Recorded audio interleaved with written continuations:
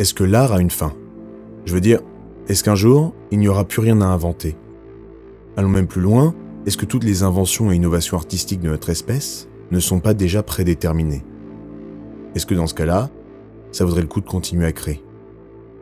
Est-ce qu'en soi, l'art n'est pas déjà mort? Toutes ces questions, je me les étais jamais posées auparavant. Mais c'est vrai qu'elles méritent réflexion. Est-ce que l'art, la création et l'imagination sont des concepts inépuisables? Naïvement, je vous aurais répondu que oui. Que l'homme trouvera toujours un moyen d'innover quel que soit le domaine. Qu'on découvrira toujours quelque chose de nouveau, quel que soit le sujet. Vu l'époque que nous traversons avec la démocratisation des intelligences artificielles génératives, beaucoup pourraient penser que nous y sommes déjà, à ce stade du dernier article de l'art. L'ère d'un art figé, où la création artistique est faite par des machines, se nourrissant des productions d'autres machines. Mais au fond de moi, il y avait toujours cette petite lueur d'espoir qui rayonnait. Ce petit rayon qui me chuchotait que l'imagination est le propre de l'homme. Le plus beau cadeau que nous ait donné la nature. Et que quelles que soient les impasses, l'humanité trouverait toujours un chemin caché pour continuer son incroyable voyage dans les domaines artistiques. Un voyage que je pensais autrefois éternel. Pourtant, ma récente découverte a complètement remis en cause l'idée que je me faisais du sujet. Et je vous le dis tout de suite, c'est au contraire une très bonne nouvelle. Car j'ai découvert un lieu étrange, ou plutôt un univers. Une gigastructure sommeillant dans l'esprit d'un écrivain un peu fou. Cet édifice, ce monde, il prend la forme d'une immense bibliothèque, recensant toutes les œuvres venues et à venir. Elle contient tout, les grandes épopées, les tragédies, les contes millénaires, mais aussi des fragments d'idées à peine formés, et les livres inachevés. On y trouve les chefs-d'œuvre universels et les textes les plus discrets, ceux qu'on n'a jamais osé partager. Et ce qui est troublant, c'est que si vous deviez vous y aventurer, vous y trouveriez peut-être des choses très personnelles. Un vieux texte que vous avez commencé à écrire adolescent, puis abandonné au fond d'un tiroir. Une histoire dont vous aviez le début, mais jamais la fin. Et plus étrange encore, elle conserve les œuvres qui n'existent pas encore, celles qui naîtront un jour, ou peut-être jamais. Et aujourd'hui, nous allons l'explorer. Et ce lieu va nous permettre de répondre à toutes ces questions que nous nous sommes posées. Aujourd'hui, nous partons à la découverte des secrets de la bibliothèque de Babel, dans le 12e épisode des sombres histoires de l'art.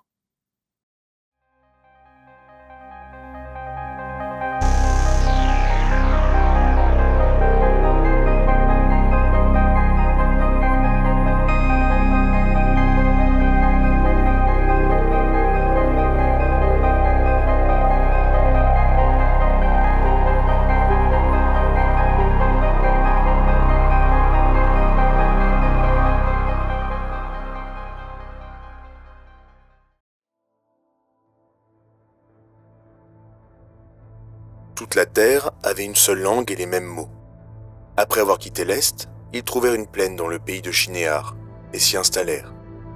Ils se dirent l'un à l'autre, « Allons, faisons des briques et cuisons-les au feu. » La brique leur servit de pierre et le bitume de ciment.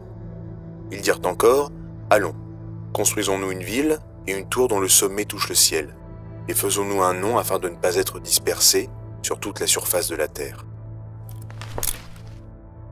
Rescapée du grand déluge après l'épisode de l'Arche de Noé, l'humanité unie vaincrait une ville dans le pays de Shinéar. À cette époque, l'humanité parlait d'une seule voix, avec une seule et même langue. Au centre de leur nouvelle cité, ils entreprirent de construire une immense tour dont le sommet atteindrait les nuages, le ciel, le royaume de Dieu. L'Éternel se pencha alors sur la construction de l'édifice et le prit comme un affront. Les humains, ses enfants, sa propre création, tentaient d'accéder à son royaume et d'une certaine manière, à l'égaler. L'homme se crut divinité. Pour les punir de leur arrogance, il les dispersa à travers la terre et divisa leur langage afin que l'humanité ne puisse plus jamais s'unir pour tenter de devenir son égal. Ainsi s'achève le mythe de la tour de Babel. La tour de Babel est un récit nous provenant des 3 grandes religions. Aujourd'hui, elle est devenue le symbole et l'expression de lieux où le chaos et la confusion du bruit règnent en maître. Pour d'autres, il s'agira de l'arrogance de l'humanité, qui voulut s'approprier le domaine du céleste. Et au vu de sa position, le pays de Shinéar se situant en Mésopotamie, certains la comparent aux fameuses ziggourats babyloniennes, symbole aujourd'hui de la décadence. Mais ce n'est pas son sens historique, littéraire ou religieux qui va nous intéresser aujourd'hui, mais la métaphore qu'elle véhicule. Le monument est un monstre, une gigastructure semblant écraser l'humain sous le propre poids de son orgueil. Pourtant, à l'ombre de ce titan, l'humanité s'est unifiée, réunissant en un même lieu tous les savoirs, les traditions, les cultures, et ce qui nous intéresse aujourd'hui, toutes les créations artistiques. De tout temps, les empereurs, les rois et les seigneurs ont voulu réunir les savoirs de l'époque dans un même lieu, comme par exemple la fameuse bibliothèque d'Alexandrie. Cette tâche leur était pourtant impossible, aucune structure terrestre ne pouvant accueillir autant d'ouvrages. Et de plus, les limites géographiques et les frontières rendraient la tâche irréalisable. Mais dans l'imaginaire, dans le domaine de l'histoire, dans le monde sans limite de l'art, la tour de Babel semble être le lieu tout désigné pour y construire la grande bibliothèque de l'humanité. Le site réunissant toutes les connaissances, de toutes les époques, de tous les pays, de tous les hommes. Et cette idée, elle a traversé l'esprit d'un homme, d'un écrivain argentin du nom de Jorge Luis Borges. Dans son recueil de nouvelles Ficciones, paru en 1944, Borges intègre une nouvelle sobrement nommée « La bibliothèque de Babel ». Borges imagine un univers nommé la bibliothèque, un complexe supposé infini de salles contenant tous les livres du monde. L'environnement nous est décrit par un narrateur, un bibliothécaire, car c'est ainsi que l'on nomme les habitants de la bibliothèque. L'univers, que d'autres nomment la bibliothèque, se compose d'un nombre indéfini et peut-être infini de galeries hexagonales, avec au centre de vastes puits d'aération bordés par des balustrades très basses. De chacun de ces hexagones, on aperçoit les étages inférieurs et supérieurs, interminablement. Voici comment se décompose une salle de la bibliothèque, à savoir que toutes les pièces sont identiques sans exception. L'espace prend la forme d'un hexagone, avec en son centre un puits d'aération d'où il est possible de voir les étages inférieurs et supérieurs, le lieu étant éclairé par 2 lampes sphériques. 4 murs de cet hexagone sont couverts de bibliothèques, et 2 d'entre eux mènent à de petits couloirs de transition comportant un escalier, un lit pour dormir debout et des latrines. Les bibliothèques des murs sont composées de 5 étagères, et chaque étagère est composée elle-même de 32 livres.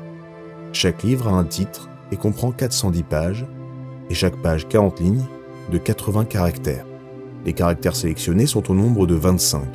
Les 26 lettres de l'alphabet, moins le K, le Q, le V et le W.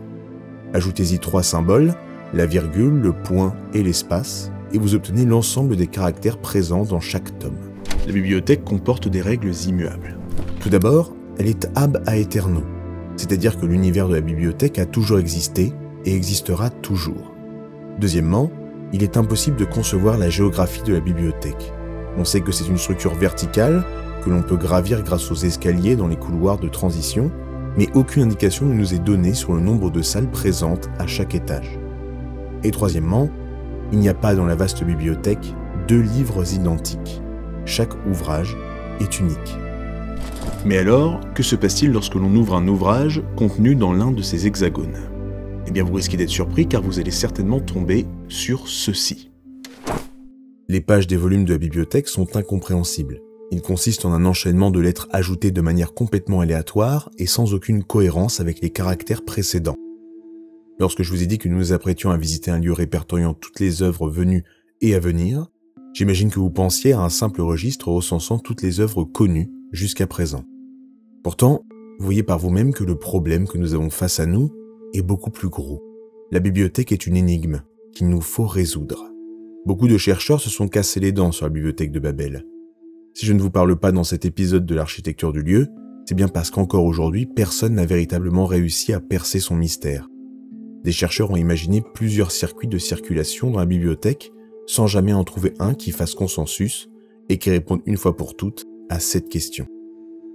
Des artistes ont posé sur la toile ou le papier leur vision de la bibliothèque, créant tour à tour des lieux toujours plus étranges, labyrinthiques et énigmatiques, à la frontière avec les espaces liminaux qui passionnent aujourd'hui ma génération. Et il est là, le premier phénomène captivant de cette bibliothèque. Selon les informations que nous laisse le narrateur, au fur et à mesure du récit, il est possible pour chacun de concevoir 1001 bibliothèques différentes. À la fois très quadrillée par des règles, la bibliothèque de Babel reste pourtant très abstraite et parfois indiscernable. Mais alors, Est-il véritablement possible de trouver un livre qui a du sens au milieu de cet obscur mélange de lettres? Eh bien cette réponse, c'est le narrateur qui nous la donne. Tout d'abord, le propre père du conteur aurait trouvé un ouvrage uniquement composé des lettres MCV, répétées de la première à la dernière ligne. Également, dans son district, le livre le plus consulté est une étrange soupe de caractères semblable à notre manuscrit dont l'avant-dernière page contient la phrase « Autant tes pyramides ». Ce qui veut dire une chose, les lettres aléatoires des ouvrages des hexagones peuvent composer des phrases cohérentes. Et c'est là où s'est produit pour moi l'un des plus grands vertiges artistiques de ma vie, face à l'immensité du théorème que nous propose Borges. La bibliothèque de Babel contient toutes les combinaisons possibles et imaginables de lettres et de symboles. Ce qui veut dire que l'univers nommé bibliothèque contient bel et bien tous les ouvrages venus et à venir. La bibliothèque fonctionne comme un immense ordinateur, dont les caractères sont conçus comme des valeurs. Chaque caractère étant apposé de manière aléatoire, il est donc possible de trouver au fil de notre exploration des morceaux de phrases disséminés dans les pages de certains ouvrages. Et nous pouvons aller au-delà. Si le hasard fait bien son travail, il nous serait même possible de trouver des tomes complets renfermant des textes parfaitement compréhensibles. L'on pourrait tomber au fil de nos aventures sur des recueils de poèmes, des explications mathématiques, des lettres d'amour ou encore des romans entiers. La bibliothèque est en réalité la matérialisation imaginaire d'un principe mathématique complexe. Et je sais que votre excitation est grande à l'idée de parcourir ce labyrinthe à la recherche de trésors littéraires. Pourtant, je dois réduire vos espoirs à l'état de néant. Car avec ces informations, nous pouvons déjà répondre au premier questionnement sur ce lieu. Est-ce que la bibliothèque est infinie? La réponse est évidemment non. Car rappelez-vous la troisième loi. Chaque ouvrage présent dans ce dédale est unique. Ce qui veut dire qu'en calculant le nombre total de combinaisons possibles avec les 25 caractères de Borges, nous pouvons obtenir le nombre total de volumes présents dans la bibliothèque. Et si un nombre total existe, cela veut dire que cette gigastructure a une fin. Car au moment de notre exploration, soit il n'y aura plus d'escalier pour gravir les étages, soit nous ne ferons que tomber sur des salles vides, et encore vides. Mais vous pourriez être tenté de tout de même continuer votre chemin, car si la bibliothèque a une conclusion, il ne sera que plus facile d'aller à la recherche de nos ouvrages perdus. Mais pour enfoncer le clou du cercueil de votre enthousiasme et vous faire comprendre à quel point cette tâche est impossible, je vous propose de calculer le nombre total de tomes présents en ces lieux. Alors on va faire un peu de mathématiques, mais ne vous inquiétez pas, ça ne va pas être long ni compliqué. Et c'est un mec qui a eu 5 au bac de maths qui vous dit ça. Pour calculer le nombre de livres, il suffit simplement de nous baser sur les informations que nous avons déjà récoltées auprès du narrateur. Pour commencer, il nous faut connaître le nombre total de caractères que contient un seul livre. On sait qu'il y a 80 caractères par ligne et qu'une page contient 40 lignes, ce qui nous donne 80 fois 40. Ensuite, il nous suffit de multiplier par 410, c'est-à-dire le nombre de pages, et l'on obtient le résultat de 1 312 000. Ce qui veut dire que chaque livre contient 1 312 000 caractères. On sait qu'il ne peut y avoir que 25 caractères possibles dans nos ouvrages, il nous suffit donc de mettre 25 à la puissance du résultat obtenu précédemment. Il y a donc au total 25 fois 10, suivi de 1 312 000 livres dans la bibliothèque de Babel. Alors je sais que ce nombre ne vous dira pas grand-chose, mais pour mieux le concevoir, comparons-le à un phénomène visible dans notre monde. Ça, c'est 10 à la puissance 82. Et c'est tout simplement la valeur décimale du nombre d'atomes qui composent l'univers connu et visible. Donc l'espace que nous pouvons observer, c'est-à-dire les milliers et millions de galaxies, d'étoiles et de planètes, et bah tout ça, c'est composé de ce nombre d'atomes. Ce qui est déjà énorme. Mais si on se base sur le résultat de notre calcul, et qu'on le met à peu près à sa valeur décimale, on obtient ceci. 2 à la puissance 1 834 097. C'est-à-dire 2 fois 10, suivi de 1 834 097 zéros. Je ne peux tout simplement pas vous afficher ce chiffre. La bibliothèque de Babel est pas juste gigantesque, elle est inconcevable dans notre univers physique. Il y a plus de 22 000 fois notre univers dans cette bibliothèque. Alors, imaginez chercher un bouquin qui a du sens dans un espace pouvant contenir plus de 22 000 fois notre univers. C'est tout bonnement impossible. Pour vous dire, la masse de la bibliothèque serait tellement grande que si elle existait dans notre monde, elle s'écroulerait sous son propre poids, créant un énorme trou noir sur plusieurs univers. Cette structure, elle n'est réalisable que dans un seul endroit, notre imaginaire.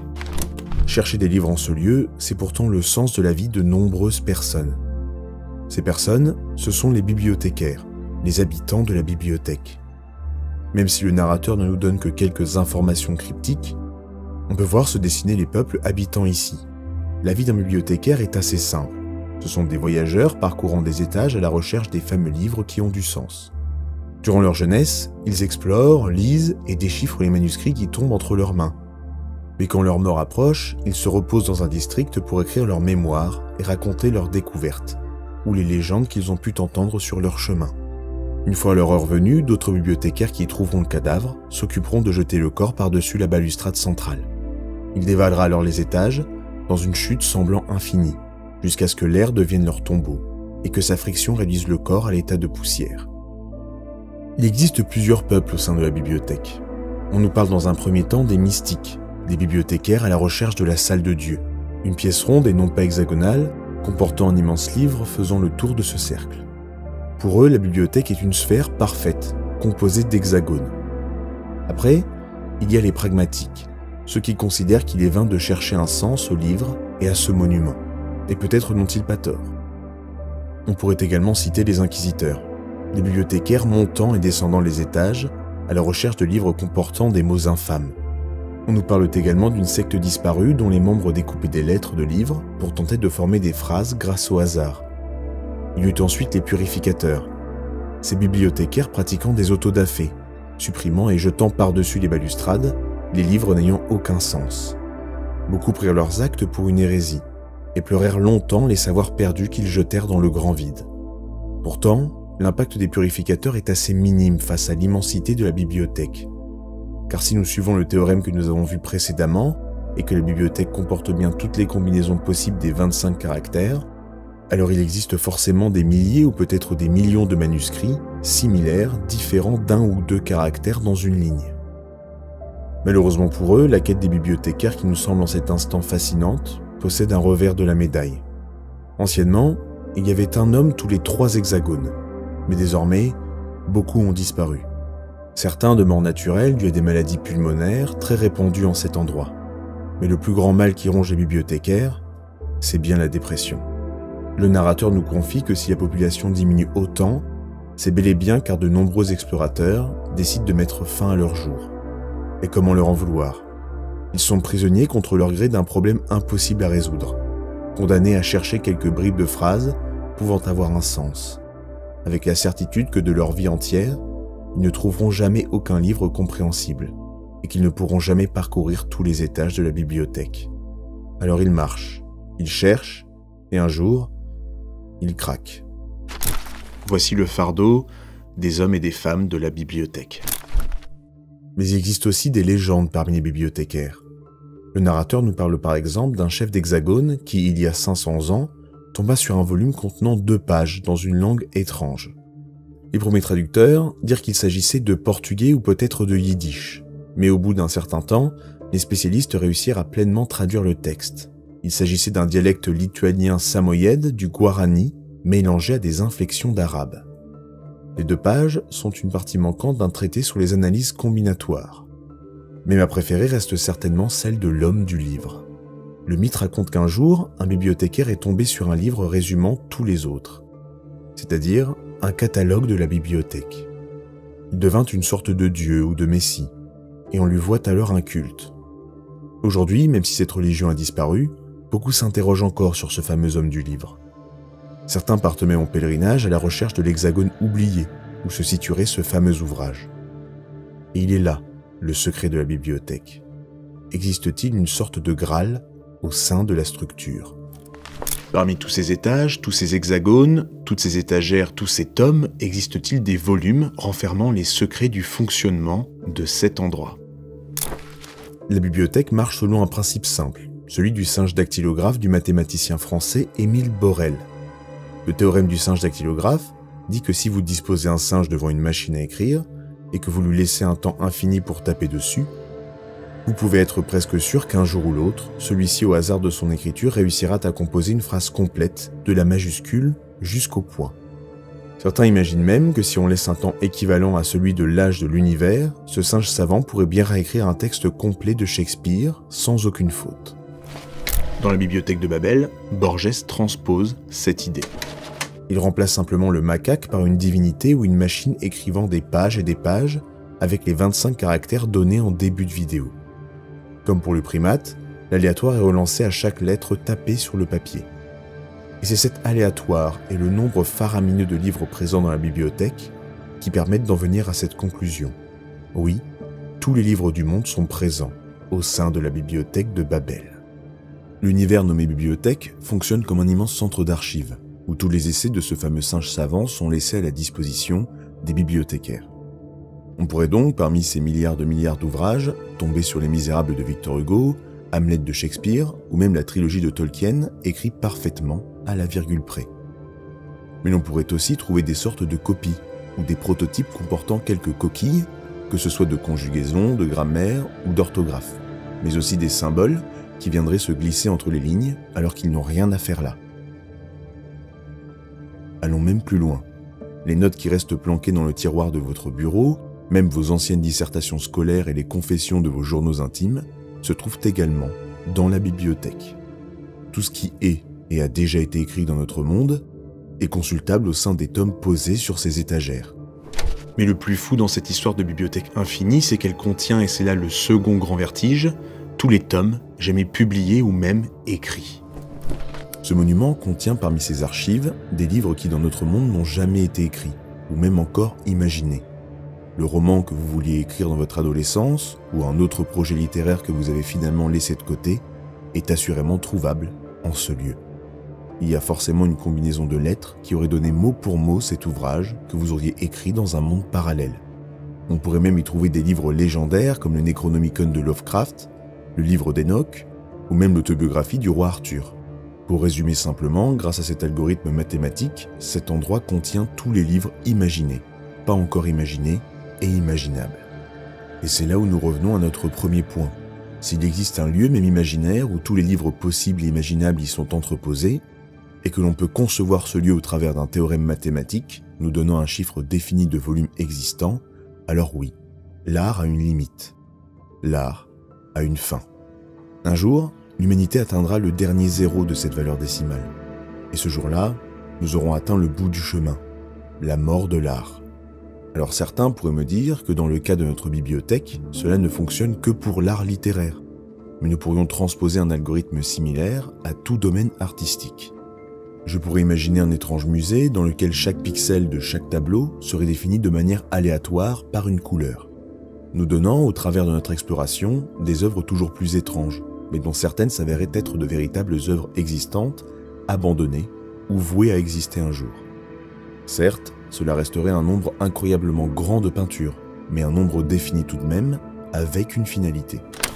C'est là la grande tristesse de cet épisode. Un jour, tout cela arrivera à son terme. Pourtant, dans cet instant de morosité et d'écrasement du réel, j'aperçois une nouvelle fois cette petite lueur au fond de moi. La bibliothèque possède un nombre surnaturellement grand de volumes, qui, comme nous l'avons vu précédemment, dépasserait largement les frontières de notre univers connu. Cela veut dire qu'il reste tant d'œuvres à découvrir, tant d'œuvres à créer. Il y a tant d'artistes insoupçonnés, qui sommeillent encore dans les pièces encore inexplorées de la bibliothèque de Babel.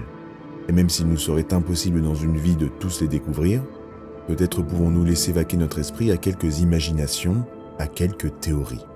Tout d'abord, qui a pu créer cet endroit? Qui est le concepteur de la bibliothèque? Dans un premier temps, on pense forcément à Dieu, ou une autre divinité, un être omnipotent forgeant des univers rien qu'avec la pensée. Ou alors, peut-être sommes-nous dans le royaume d'un grand ancien des nouvelles de Lovecraft. Ces entités tapies dans les confins de l'univers et dont les réflexions et consciences vont au-delà de l'esprit humain, nous rendant fous à leur simple vue. Ou pourquoi pas tout simplement dans l'esprit de Borges, dans les pensées de l'écrivain, de l'architecte qui a imaginé cet endroit. Au fond, qu'importe qui a conçu la bibliothèque de Babel. Ce qui fait la beauté de ce monument, c'est déjà le mystère qui l'entoure. Alors pourquoi lui chercher une source, un créateur? Parmi ces autres théories que nous pouvons aborder, je pense également aux grands mystères et fantasmes de l'humanité, qui n'ont jamais été résolus. Par exemple, depuis des siècles et des siècles, un groupe de recherche théologique du nom de Kabbale est en quête du véritable nom de Dieu. Et le nom exact de celui-ci doit forcément se trouver au sein de la bibliothèque. Il existe forcément un volume parsemé de caractères incompréhensibles, mais contenant la véritable appellation de celui qui pour certains nous a créés. Pour ceux passionnés de science, je pense également à la transmutation du plomb en or. Peut-être existe-t-il un ouvrage contenant la formule qui a fait rêver tous les alchimistes de notre monde. Peut-être même un traité complet sur l'histoire et les arcanes de ce mouvement scientifique, si mystérieux. Au fond, tous les livres que vous pouvez imaginer se trouvent dans la bibliothèque. Alors, pour les autres théories, je vous laisse simplement fermer les yeux. Vous n'avez qu'à visualiser l'ouvrage de vos rêves et penser à quoi il pourrait ressembler. Maintenant, il ne reste plus qu'à vous lancer seul dans les étranges couloirs et salles de la bibliothèque. Mais faites attention aux pièges, car si la bibliothèque contient tous les livres du monde, alors elle contient aussi des fausses pistes. Et c'est là tout le paradoxe de cet endroit. Car s'il contient tous les ouvrages, alors le lieu est aussi miné de fake news. Dans une étagère, vous pourriez tomber sur une phrase, énonçant une loi universelle, et quelques pièces ou étages plus loin, une autre énonçant complètement l'inverse. Et encore quelques pièces ou étages après, un livre contenant une phrase critiquant la seconde phrase qui contredisait la première. Et c'est là qu'il faut relativiser ce concept. La bibliothèque de Babel me fascine de par l'écrasement mental qu'elle me suscite. Pourtant, elle n'a aucun sens. La bibliothèque n'a pas de but, à part recenser tous les livres qui puissent être écrits, et ces volumes n'ont comme unique sens que celui d'exister, pas d'apporter une vérité. Au fond, ce n'est qu'une immense bibliothèque. Mais voilà, je pense que vous avez toutes les informations pour explorer de votre côté les méandres presque infinis de l'incroyable bibliothèque de Borges. Et je sais que certains d'entre vous s'impatientent déjà à l'idée d'en découvrir plus sur ce lieu. Alors, que diriez-vous de le visiter dans notre réalité ? Je sais, je vous ai bien dit et vous avez bien vu comme moi qu'il serait impossible de construire un tel édifice dans notre univers. Pourtant, il y a bien un endroit où se trouve la bibliothèque de Babel dans notre monde. Et vous vous en doutez, cet endroit, c'est Internet. Voici comment j'ai entendu parler pour la première fois de la nouvelle de Borges, en me baladant sur le net. Dans mes recherches de sujets pour mes prochaines vidéos, je suis tombé sur ce site étrange, nommé The Library of Babel. En le parcourant, je suis tombé sur cette liste de chiffres et de lettres. En cliquant au hasard sur l'une d'entre elles, je me suis retrouvé dans un hexagone, dans lequel je pouvais sélectionner un mur parmi 4 différents. J'en ai sélectionné un, et me voilà maintenant devant 5 étagères. J'en choisis une autre, et on me présente désormais 32 livres, au titre complètement incompréhensible. Et quand j'en ouvre un, me voilà devant un charabia de 410 pages, parfaitement incompréhensible. Et ça m'a fasciné. Derrière, j'en ai appris plus sur ce site. J'ai découvert la nouvelle de Borges, puis les travaux de Jean-Louis Migeot sur le sujet, et maintenant me voilà devant ma caméra. Le site The Library of Babel m'a véritablement confus et intrigué. Sans lui, je ne me serais jamais intéressé aussi vite aux travaux de Borges. The Library of Babel est un site réalisé en 2015 par Jonathan Basile. Fan de la nouvelle de Borges, il s'est étonné de ne voir aucune version de la bibliothèque en ligne et s'est alors attelé à la tâche de reproduire ce concept. La version de Basile diffère légèrement de celle de l'original, notamment au niveau des caractères puisqu'il a réintégré les lettres K, Q, V et W. Également, pour des soucis de stockage, la bibliothèque de Basile est en réalité un algorithme générant les pages de manière presque aléatoire à chaque visite. Mais mis à part ça, nous y sommes. The Library of Babel réalise le fantasme de nombreuses lectrices et de nombreux lecteurs, visiter la fameuse bibliothèque de Borges. Le site fournit tous les outils nécessaires aux futurs bibliothécaires qui se lanceront à l'exploration de cette gigastructure au nombre d'ouvrages presque infini. L'outil Browse vous met véritablement dans la peau d'aventurier en quête d'un volume sacré. Sur cette page, vous pouvez parcourir les différents étages et hexagones que propose la bibliothèque, voyageant selon votre bon plaisir et surtout au fil de votre instinct. Cette option est faite pour les voyageurs, voulant suivre les pas des bibliothécaires de la nouvelle. Un chemin qui s'avérera tout aussi compliqué, puisque tout comme les habitants de la bibliothèque de Babel, vous risquez peut-être de ne jamais trouver aucun livre qui a du sens. Et si la tâche vous semble trop ardue, le site propose d'autres options que les bibliothécaires auraient certainement rêvé d'avoir pour leur exploration du monument. L'outil Search permet tout simplement de chercher un texte de maximum 3200 caractères dans la bibliothèque. On vous propose alors plusieurs options pour le retrouver, vous donnant ensuite la localisation exacte de ce texte dans la bibliothèque. Et si l'ouvrage vous plaît, vous pouvez ajouter un marque-page pour le retrouver plus tard, sacrément utile. Mais si c'est le côté recherche intensive qui vous agace, alors essayez le bouton Random. Vous serez alors propulsé au fil du hasard vers un des livres. Maintenant, à vous de parcourir l'ouvrage pour dénicher ses secrets. Mais faites attention, car de nombreux utilisateurs de Reddit sont tombés sur d'étranges ouvrages. Certains contenaient des phrases leur prédisant un accident ou alors tout simplement le jour exact de leur mort. Mais je vous rassure, vous pourriez aussi tomber sur de véritables petites merveilles, comme par exemple la première page d'Harry Potter à l'école des sorciers parfaitement retranscrite. Et si les livres ne vous disent rien, peut-être préfériez-vous la page Image Archive, qui propose une visite de ce fameux musée où chaque pixel d'une toile est généré de manière aléatoire. Ce musée aussi a besoin d'explorateurs partant à la recherche des chefs-d'œuvre perdus.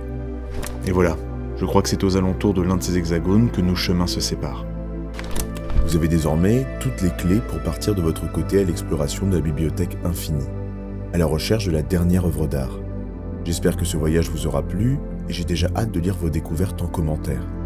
Après, peut-être que certains d'entre vous ne prendront pas le chemin de cette aventure et retourneront écrire ce roman abandonné de leur enfance pour ne pas le laisser moisir sur l'une des étagères et l'extirper de la liste des œuvres jamais conçues de la bibliothèque. Ou alors, peut-être que ce lieu en aura inspiré certains qui se mettront à concevoir des lieux et des concepts tout aussi impressionnants et déroutants que celui de Borges. Quoi qu'il en soit, faites-en ce que vous voulez, car maintenant cette bibliothèque, elle vous appartient. Et avant de terminer, sachez une chose, l'intégralité de la vidéo que vous venez de regarder se trouvait déjà dans la bibliothèque, avant même que je ne la conçoive, avant même que j'écrive ce texte et avant même que je le publie, elle était déjà là, sommeillant parmi les ouvrages de la bibliothèque, attendant qu'on la réveille. Et c'est sur ce dernier vertige que je n'ai plus qu'à vous dire à très bientôt pour un nouvel épisode des sombres histoires de l'art.